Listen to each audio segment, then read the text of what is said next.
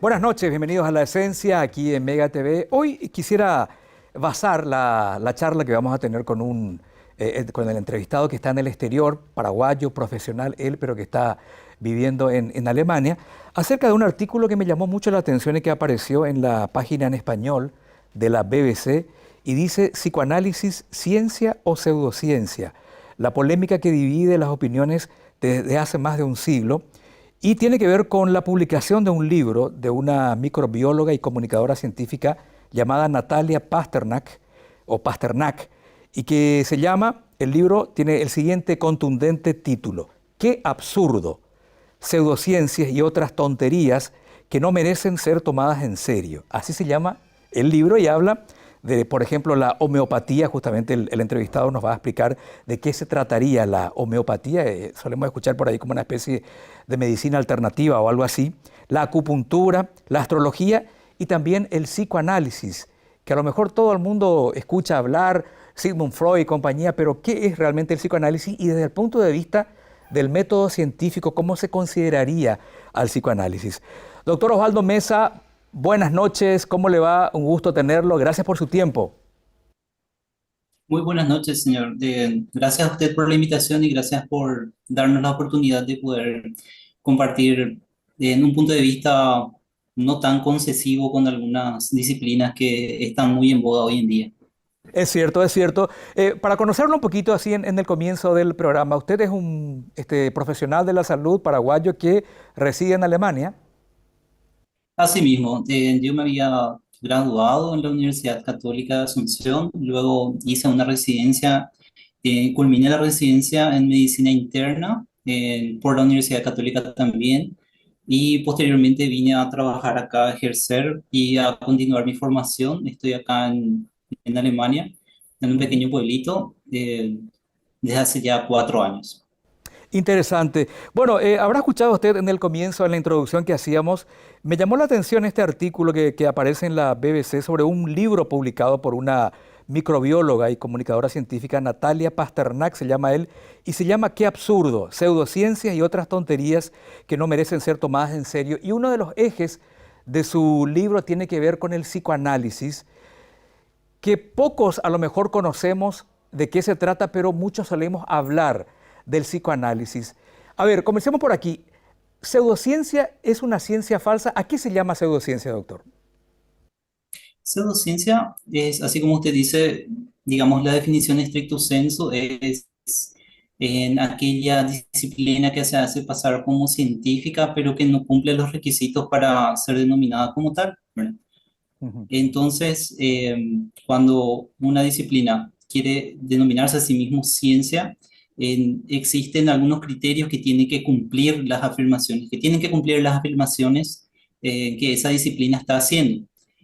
Esencialmente tiene que cumplir con los parámetros, o mejor dicho, con las condiciones que el método científico establece. Ese es el punto de partida de una discusión bastante, digamos, apasionante desde nuestro punto de vista y que da a entender muchísimas cosas y marca una distinción precisa entre lo que es ciencia y lo que no es ciencia. Yo quiero mencionar básicamente que el método científico es digamos que un mecanismo, una forma de pensar, digamos, que trata de ser lo más objetivo posible, ¿verdad? ¿Por Ujú. qué? Porque nos damos cuenta que siendo seres humanos existen lo que se llama sesgos cognitivos. Los sesgos cognitivos son vicios del pensamiento que todos nosotros como humanos tenemos, ¿verdad? Porque nosotros no solamente somos, digamos, mente y cerebro, somos también digamos, emociones y muchas veces nos dejamos guiar por las emociones en detrimento de la, digamos, la objetividad. Y muchas veces nos damos cuenta que cuando se trata de creencias, ¿verdad? Cuando nosotros queremos creer algo, ¿verdad? Ya sea de cualquier ámbito, ya sea de la filosofía, la religión, la ciencia misma, ¿verdad? Nos aferramos generalmente de una forma involuntaria a nuestras creencias y queremos, de cierta manera, digamos, por decirlo mal y pronto, amamos esas creencias, nos apegamos a ellas, tratamos de defenderlas inclusive. El método científico es una herramienta que se fue puliendo a lo largo de años y siglos, ¿verdad? Desde que la ciencia moderna es llamada así, justamente para tratar de contrarrestar esos sesgos cognitivos o vicios que nosotros tenemos, vicios del pensamiento que nosotros tenemos. Entonces nos damos cuenta que desde esa perspectiva, en las pseudociencias lastimosamente no pasan ese filtro que el método científico establece. Claro, es que qué interesante lo que está diciendo. Siempre decimos que la ciencia requiere, por ejemplo, de evidencia. Es decir, cuando planteamos algo, tenemos que tener la evidencia de que ese algo es demostrable y es repetible también bajo ciertas condiciones. En el caso de las pseudociencias, como que se pasa por alto esa comprobación y se presenta al mundo como ciencia algo que no lo es. Exactamente. Ese es uno de los problemas que la pseudociencia presenta generalmente. Realiza afirmaciones que, digamos, no pisan tierra o no tienen un cuerpo de evidencias que pueden ser verificables por fuentes, digamos, independientes. Fuentes independientes, podemos decir, en términos coloquiales, son en aquellos organismos o instituciones que no tienen ningún conflicto de interés, digamos, con esa ciencia en cuestión, de manera que no hay ningún interés de por medio y va a ser indiferente a que lo que se está queriendo demostrar sea falso o verdadero, ¿verdad? Ujú. Entonces, esa es una de las falencias justamente que las pseudociencias tienen. Y justamente la labor del científico es tratar de demostrar qué tan apegada a la evidencia es una creencia o una afirmación, digamos, científica. Qué interesante ese término que dice usted, lo del sesgo cognitivo, y estoy aprendiendo, porque le voy a poner un ejemplo. Hay programas, por ejemplo, en Nat Geo o en History Channel, que uno ve y parece tan bien planteadas las cuestiones. A ver, un ejemplo puede ser alienígenas ancestrales. Uno ve ahí las entrevistas que se hacen a gente que sostiene la teoría de los antiguos astronautas y cosas así. Uno mira y dice, caramba, pero qué razonamiento, qué lógica, qué silogismo aplicado es esto. Y sin embargo, allá a la postre nos damos cuenta de que no hay una evidencia o una demostración de lo que están diciendo, más allá de lo correctamente estructurado de su planteamiento. La pseudociencia tiene esa posibilidad también y ese poder de seducción. Es decir, nos seduce en lo que creemos porque está muy bien planteado, casi al punto de convencernos de que cumplieron con el método científico. No sé si valió el ejemplo que puse. Es totalmente válido porque justamente ese es un ámbito, o sea, un rasgo común digamos, de muchas pseudociencias, o por lo menos las pseudociencias que ahora me vienen en mente. Generalmente parten, digamos que, yo diría, de mitos fundacionales. Generalmente es un relato, es una experiencia, se basa mucho en lo anecdótico y tratan muchas veces de apelar a los sentimientos, ¿verdad? Porque como dicen, generalmente los sentimientos nublan la razón, nos impiden pensar objetivamente y con un criterio con un criterio eh, sin emociones, digamos que, y cuando uno pone en medio las emociones muchas veces, deja pasar por alto elementos importantes en el juicio, ¿verdad? Ujú, Y de esa exacto. manera, sencillamente, uno va, digamos que va siendo cada vez más concesivo a a determinados tipos de afirmaciones, ¿verdad? Pero que finalmente no tienen mucho apego a la verdad. Ajá. Doctor, veo que este libro, y de hecho que es un término y una rama, no sé si decir de la psicología, usted me corregirá, que se habla mucho, se considera mucho también, y tal vez poco conozcamos de su contenido real y de su apego o no al método científico. El psicoanálisis. ¿Usted cómo consideraría al psicoanálisis? Y realmente hoy en día, desde que su fundador inició, digamos, esa moda, pasaron un poco más de 100, un poco más de 100 años, ¿verdad? Eh, ya pasa a ser hoy en día como una especie de curiosidad intelectual, básicamente.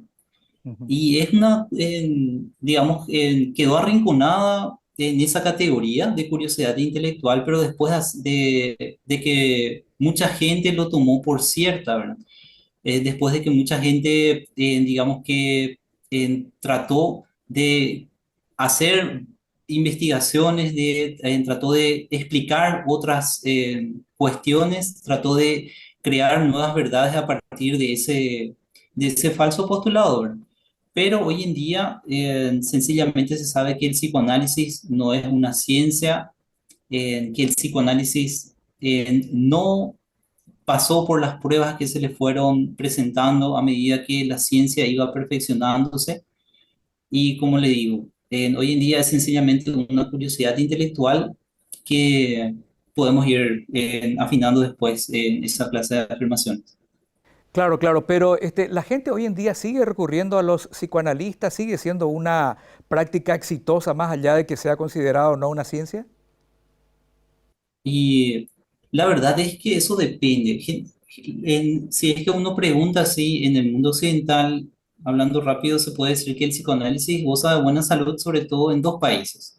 Ujú. ¿Por qué? Porque se les toma en serio todavía en esos dos países, que son Francia y, curiosamente, en Argentina también, ¿verdad? Yo no sé explicar todavía por qué se da ese fenómeno, digamos, geográfico, pero sí, estuve mirando recientemente, por decirlo, que en España inclusive el psicoanalista, el que hace psicoanálisis, generalmente cobra en 60 euros la hora.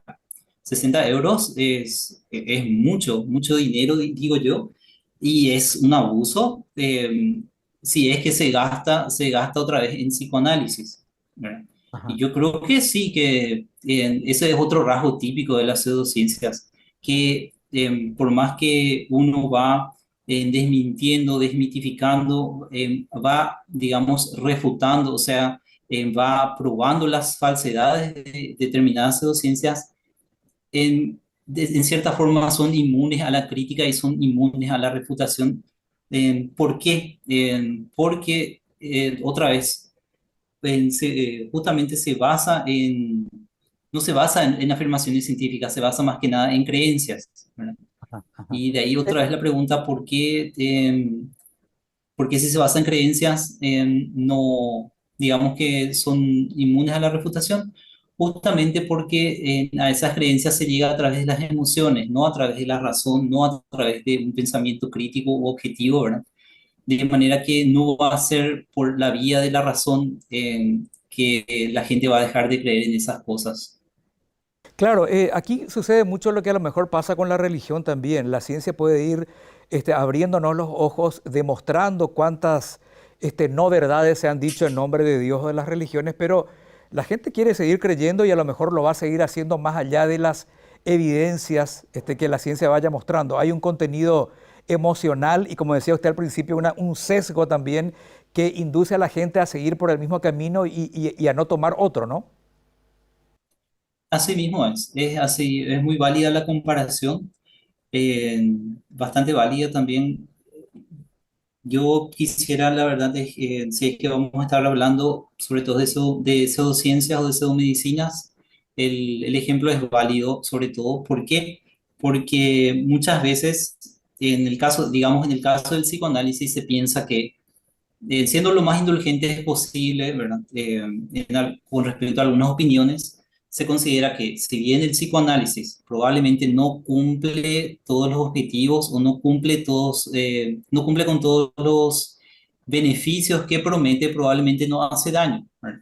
Pero si es que se me permite, yo quisiera ver, o sea, yo quisiera comentar en el transcurso de la entrevista cuáles son los daños realmente que producen no solo el psicoanálisis, sino también las demás pseudociencias. Ajá. ¿Qué daños podría ocasionar, por ejemplo? El psicoanálisis se ha hablado, sí, los que están en contra del psicoanálisis sí han hablado de algunos efectos así dañinos que puede tener para el ser humano, así como otras corrientes médicas también consideradas no precisamente muy apegadas a la ciencia, justamente por los resultados que puede tener en la salud del ser humano.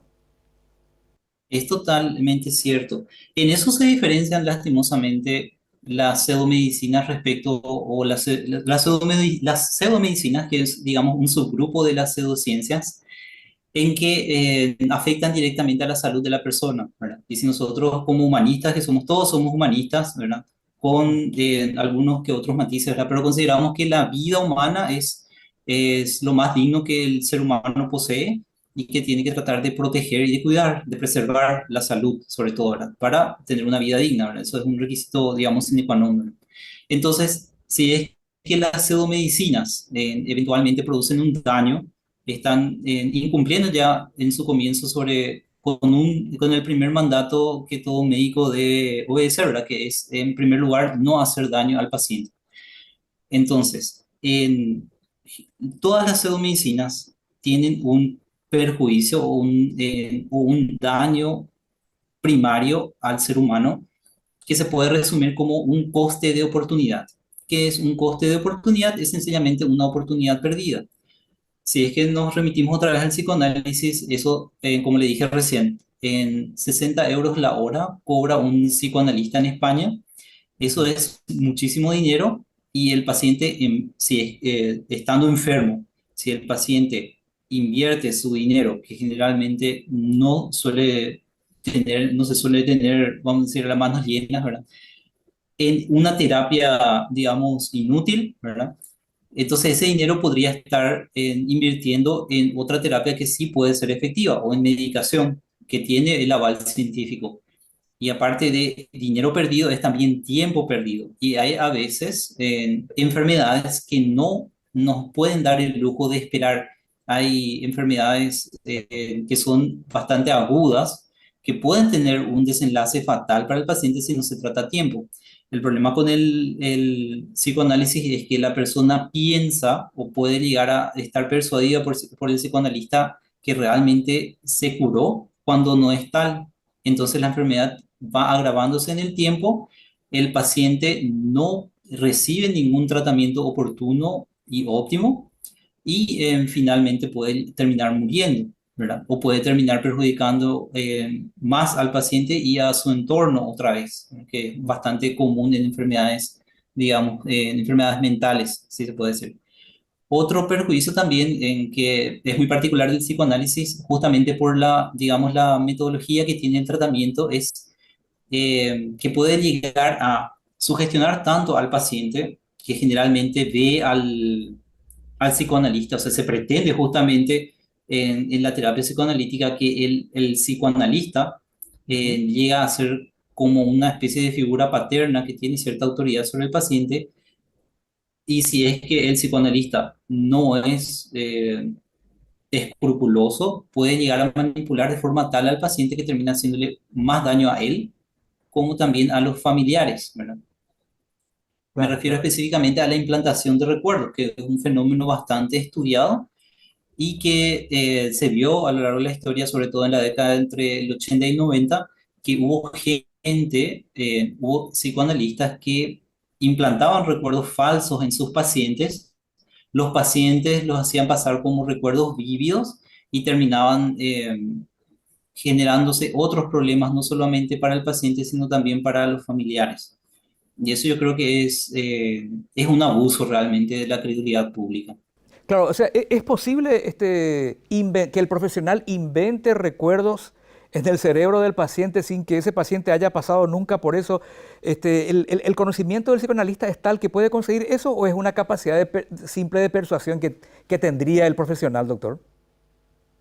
Lo que se tiene que entender básicamente es que generalmente los pacientes, o mejor dicho, las personas que acuden a los psicoanalistas son personas, por decirlo así, conflictuadas, que, como le digo, tienden a ver en el psicoanalista como una figura a una figura de autoridad, ¿verdad?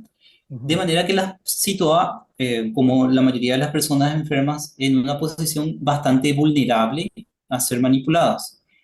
Ajá.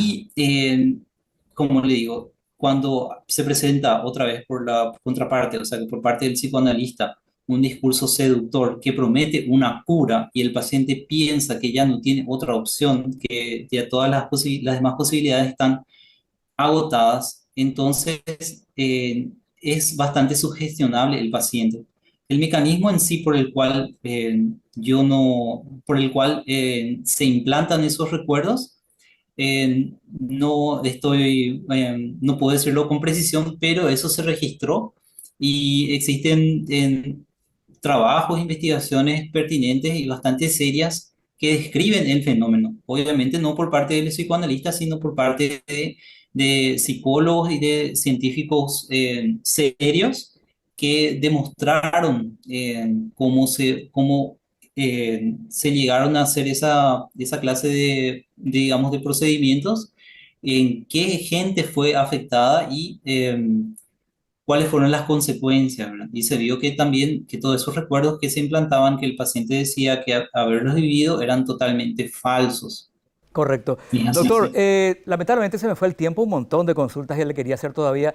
Si a usted no le molesta, nos gustaría volver a llamarlo, quizás la semana que viene, porque también quería hacerle preguntas sobre la homeopatía y sobre otras pseudociencias, digámoslo así directamente, como la astrología, qué sé yo, y otras cuestiones así tan evidentes en su no carácter científico, pero que la gente sigue creyendo. ¿No le molestaría que lo llamemos de vuelta la semana que viene y seguimos hablando, doctor? No, para nada. Siempre cuando yo pueda aportar algo digamos, al conocimiento en general, con mucho gusto. ¿Será Muy que me amable, permite doctor. un minuto? Sí, Como adelante. bien dice ahí la viñeta, en APRA es la Asociación Paraguaya Racionalista, está aproximadamente activa desde hace 15 años en Paraguay. Bueno, yo invito a toda la gente, si es que se me permite, a que pueda Sí, acceder a la página web de nuestra asociación. Ahí puede encontrar contenido de primera calidad sobre estos temas también y, digamos, puede informarse de una forma amena, pero no carente de rigor sobre en temas de interés general y yo creo que nunca está de más saber, uno nunca sabe demasiado y sí. yo creo que se va a poder beneficiar mucho la gente de esta clase de información. No me cabe la menor duda. De hecho, yo soy un seguidor de APRA desde hace bastante tiempo. Ujú, No me he excelente. integrado, pero soy un seguidor de hace mucho tiempo de APRA. Doctor Osvaldo Mesa, muchísimas gracias. Un placer hablar con usted y lo molestaremos de vuelta. Muchas gracias a usted, no es ni una molestia. Buenas noches. Buenas noches. Doctor Osvaldo Mesa, él es un médico, especialista en medicina interna, radicado en Alemania desde hace algunos años. Ya volvemos.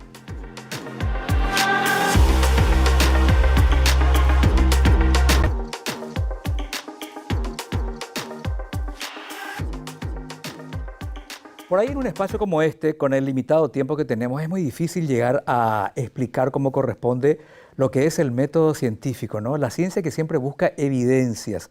Cuando alguien afirma algo o tiene o sostiene una hipótesis, una teoría, algo, tiene que tener evidencias y esas evidencias tienen que ser demostradas bajo ciertas condiciones y tienen que ser repetidas a través del tiempo con la posibilidad de que después aparezcan nuevas evidencias y se transforme esa teoría original. La ciencia es así, es una ventana abierta. El problema con las pseudociencias, el problema con algunas teorías conspirativas y todo eso, es que no pasan por ese proceso, no requieren de comprobación, simplemente se instalan, la gente cree y la gente que cree no empieza a analizar si realmente es cierto o no lo que se le dice. No hay comprobación, no hay evidencia acerca de eso. Y ahí está la peligrosidad de la pseudociencia, que son instaladas como verdades, pero que en realidad no lo son. Y hay un montón de ejemplos. Como les decía, en un programa de 25 minutos quizás sea muy difícil llegar a desarrollar un tema así, pero lo vamos a tratar de hacer en varias etapas por lo menos, porque siempre es importante llegar a lo que son la esencia de las cosas. Creo que ahí volvimos al